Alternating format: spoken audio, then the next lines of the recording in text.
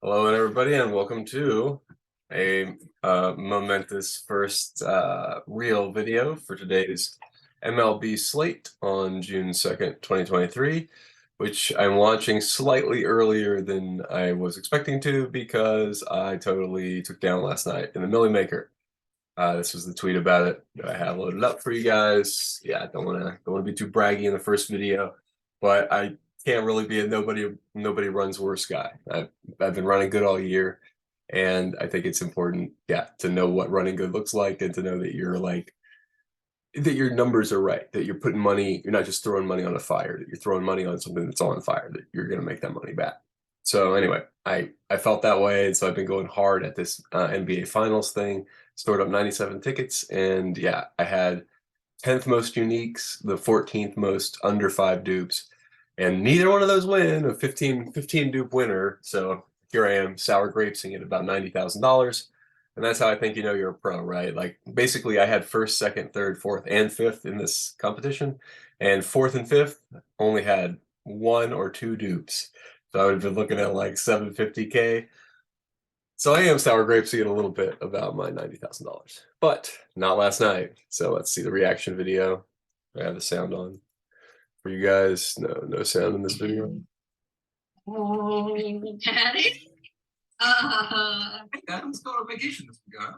Let's go on vacation. Hey, Alex, I love you. I'm getting a Haywood Highsmith jersey. I love you, Leon. I love you, Mom. Will you tell us what happened, Daddy? Why are you so excited? Because I'm winning $90,000. Well, in order to keep my heart rate low, I've taken off a lot of clothes. You should go get some ice cubes. Ooh, that's right. I think ice cubes are a good idea. Okay, so the other thing to see here is I have started this account. If you want to follow these videos, they'll be up here. Yeah, or you could just come back to the YouTube channel probably and subscribe. So yeah, subscribe, like, all that stuff you're supposed to say at the beginning. This is, yeah, ridiculous. Honestly, my numbers look better for baseball than they do for basketball. So this was mostly luck. I mean, everybody who has seen this lineup, I mean, this is not the end of the game, right? You guys know what happened at the end of the game. This is the end of the third quarter. I was already winning. And I was like, oh, I wonder maybe so at the time, the big problem was Bam Adebayo, right? He was going off, going nuclear, getting rebounds, blocks, etc. And, Jokic was about to get his triple-double, but he didn't really have enough to be a optimal captain. And then Highsmith hit. Beginning the third, I think it was, he got a steal and a dunk. And after that, I was up by more than 4 points with that one lineup. So I can't complain, even though the 4th and 5th place lineups would have won so much more. Because, I mean, Haywood Highsmith night, right? 0.5% captain, though. What were y'all doing? That was a little bit noob. My very last move was to go down from 12% to 9%. I wasn't even thinking about being down by 1 and 2%. But anyway, so we're talking about baseball. Why am I talking about baseball? I should probably tell y'all what's the website. The one where I tell my winnings on. It's not Picket. It's, well, I got to remember the name of the analysis website. My thing died over the weekend, and so I lost all my tabs. This is why you get an old man, you become a tabs guy. Roto Tracker. So on Roto Tracker, if you guys don't have it, you should do at least the free version. But if you start doing serious stuff, you should be using this, and you should be looking at your results. And so the reason I'm talking to you and feel comfortable, and you should feel comfortable hearing me about baseball, is not that I won at basketball, right? It's that I'm good at baseball. So where's I should have had this up for y'all. But basically, when you look at the year to year, or like this year, oh yeah, we're like graphs, probably in the graph zone. So you're supposed to look at your contest entries, results, yeah, by finish position.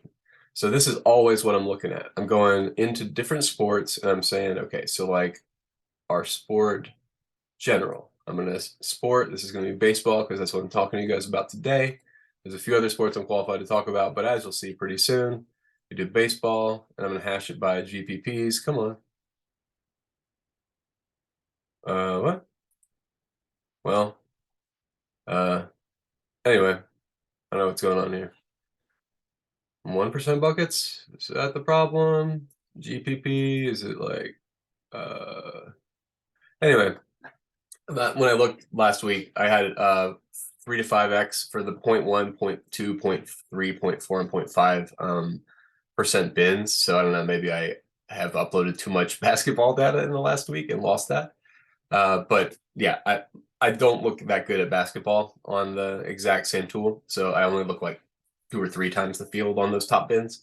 So in baseball, it's 3 to 5x. What I'm saying is right. And I mean, I'm being more analytical about it because I don't think there's as much of an edge. I mean, how much better can you do at baseball? Dudes just whacking it out of the park. You can get your correlations right. The best guy in the world go for 0. You know, that's fun. The best pitcher in the world get shelled. There's a lot of fun punishment, unnecessary punishment. It's more, I don't know. It feels, I like the game theory of it, but it's way more luck when you win. You can't even pretend like, oh yeah, I knew he was going to hit 3 home runs. Sure, yeah, fine. Anyway, so the best you can do is hope your guys play, right? So, and that's what we do first. First and foremost, I do not have Kevin Roth. I didn't email him after last night. I was too wild about the win. But everybody else, I have their permission to use what's going on here. He's the weather guy. You should be using him or some weather service to figure out what's going on in games. He's maybe like, he's been wrong 1 out of like, what have I watched him for, 3,000 games or something. So I'll give him my highest completely he hasn't I don't have his seal of approval, but he has mine. So that's why I'm looking here. And I'm not gonna play pitchers in this game. Orange just generally means that. And Tampa Bay, Boston, these are both good hitting teams. We're in Boston, so we got wild ass stuff with the monster. Probably not curse, but yeah. So I'm gonna stay away from pitchers in that game. I'm gonna tone down. I probably won't go more than 20% on a stack, just because like what if it gets canceled or something? Don't want to be overexposed to that game. Okay, so yellow. I don't really care about yellow with a delay, chance for delay. I won't let maybe one of those pitchers I would double check before the game, and maybe a yellow pitcher I don't want to be 40 or 50% owned, but that's basically it. So let's see some other stuff that I use before games. This guy, Daily Fantasy, Ballpark Pal. This guy's great. He takes into account the specific ballparks and the ballpark like factors, and he has a weather build in as well, so you don't have to like add that on top. And so particularly, I mean, batters are just so wild variants that I don't care. I just use whatever SaberSim has for that. We'll get to that in a second. You saw me thank them. I love SaberSim. We got the bottle. I'm going to get the winner circle stuff from every level from SaberSim. They're going to owe me a Rolex by the time we're done. But yeah, so I like their predictions in general. I think Kershaw is a little high here, like against the Yankees. I still don't believe what I'm seeing with Kershaw this year. Like, surely when the weather gets warmer, people are just going to shell this old man, right? He's very otherwise. How are we paying him so little? I mean, relative to other people doing this well. So I don't think it can last with Kershaw, and I'm not going to be overweight because everybody's projecting him well, so other people will probably be overweight. I like Logan Webb. The problem is I like Baltimore as well, so I'm not going to be crazy on this one because those young Baltimore Orioles are really fun to watch, and they could shell anybody, including Logan Webb. But Logan Webb's good. I don't see somebody putting up like 5 runs on Logan Webb, so I can't be big on either one of these people. I'll probably be like a little bit of each. Castillo, fine, solid option. Got nothing to say. Again, all these good pitchers are facing good opponents. Texas could shell you too. I guess Cabrera, Oakland doesn't scare me. I feel like I could pitch to most of Oakland. I can't pitch to most of Oakland, but I will tell you about Ephus pitches later in a later video. I don't have that queued up. But Ephus pitches are what you should be doing if the bases are loaded in the bottom of the ninth.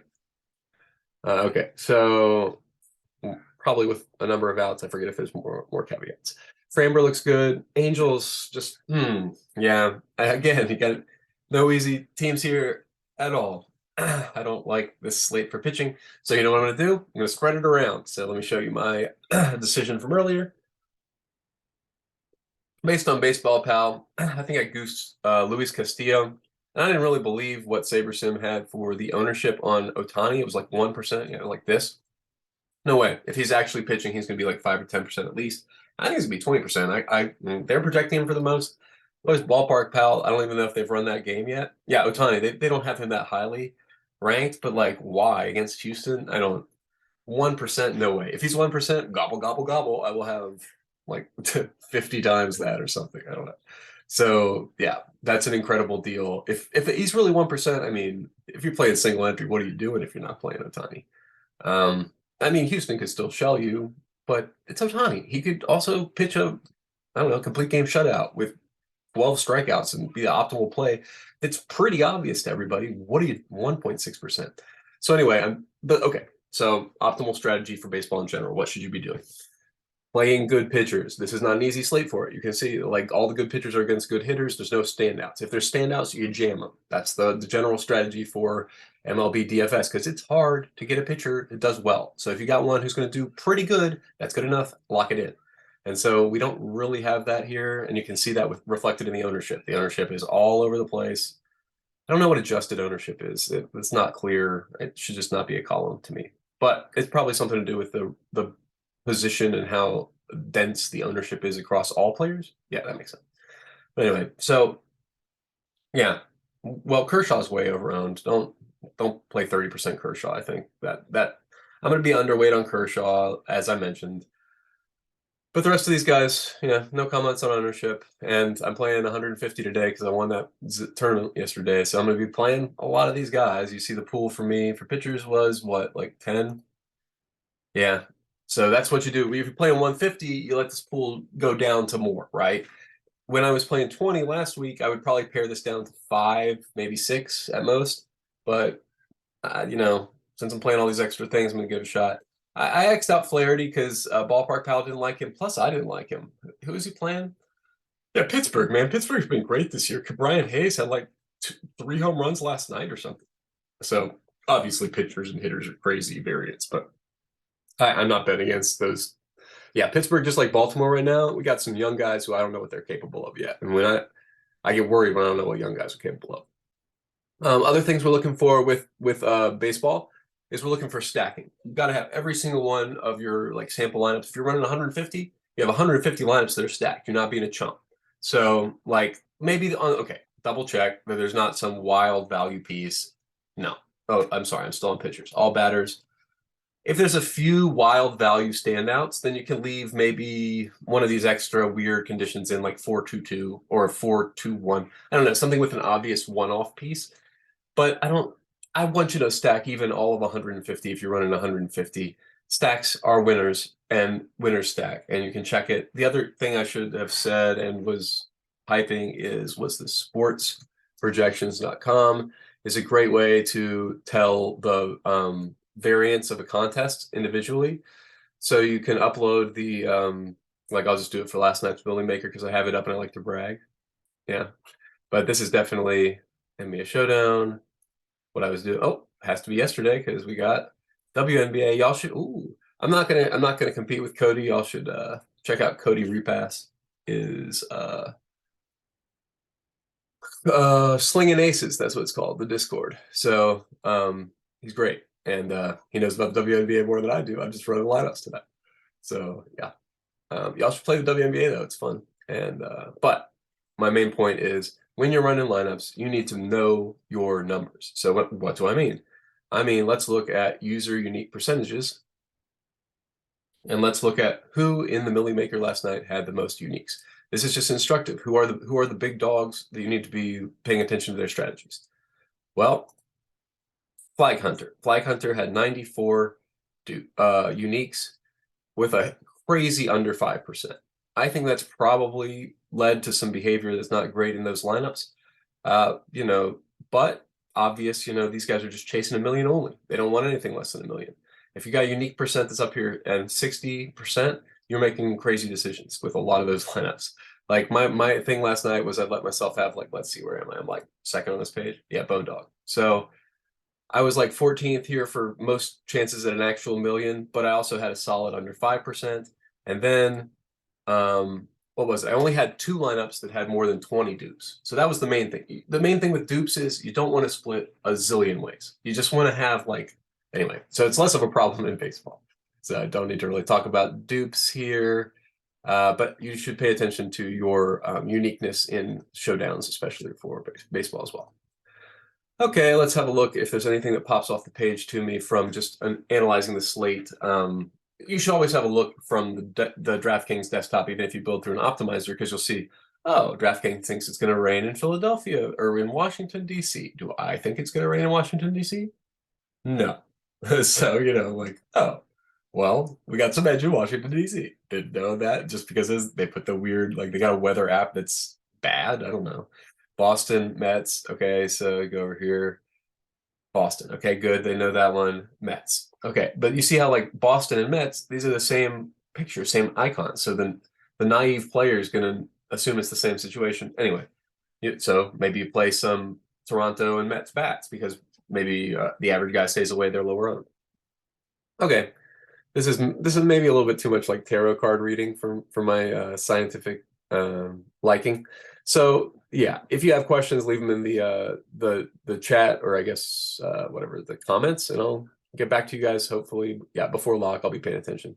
And oh yeah, I wanted to say one more time. I mentioned this at the end of my like sample video, but since this is like the first one that y'all actually see, listen to your gut is something that people say, like, and you think, oh, they're just want to say that so they don't take responsibility. But no, there's like a real reason you should listen to your gut. The gut is a part of the system, right? So like the way that is clearest to me that your gut is a real thing is the Iowa gambling task, which is a like task for some gamblers where basically you give gamblers bad decks and you see how long it takes them to formulate exactly how the deck is rigged. And what happens is before they are consciously aware that the deck is rigged, their skin starts to tingle. They do not like what's happening.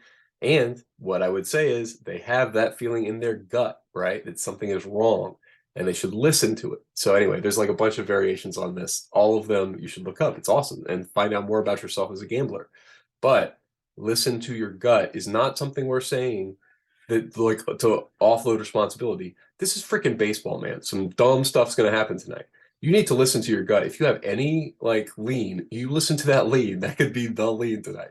For baseball, I mean, Haywood Highsmith captain could be the lean, but honestly, like that was, I got to give DK credit for all that confidence I had in the Highsmith play. Although I will say I couldn't conceptualize Miami's defense that didn't involve a lot of Haywood Highsmith. Like the best they could do is like try like a to do zone with Kevin Love in the middle, and that's just like everybody understands that's to hide Kevin Love. I'm pretty sure that I could like score 10 against Kevin Love in that circumstance, not to be rude even. Like I just couldn't knock down 10 footers over him. So like I know Jokic can do that. And so anyway, yeah. So listen to your gut, and if you think you could beat Kevin Love, stick to gambling. Anyway, so yeah, leave comments in the chat, like, click, and subscribe, comment, yeah. And see y'all tomorrow. I'm gonna start doing this every day.